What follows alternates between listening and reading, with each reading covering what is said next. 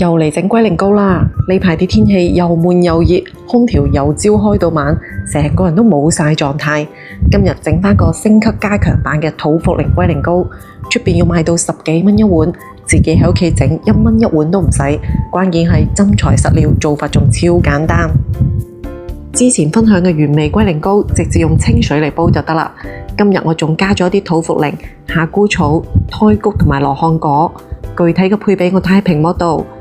倒入15毫升，大概係7到8碗嘅清水，大火煲滾之後轉細火，再煲多佢半個鐘，等佢出味。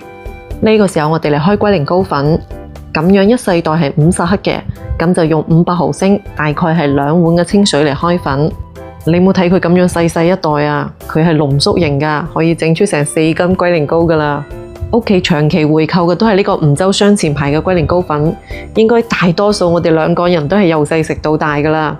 佢嘅配料表好乾淨㗎，裏面真係有龜㗎，一袋裏面有6小包，可以煮出幾十碗龜苓膏㗎啦。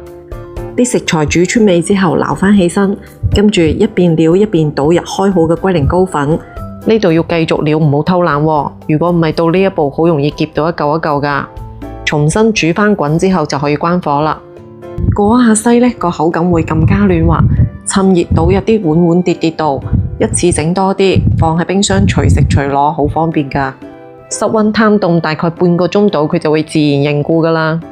自己整嘅真係真材實料又經濟實惠，咁樣一碗成本1蚊都唔使。可以根據自己嘅口感加返啲煉奶或者係蜂蜜，順滑回甘，就係細個嗰時嘅味道，好啱加下啲甜食食㗎。講得咁詳細都睇到呢度啦，點個讚鼓勵下，你都嚟試下啦〜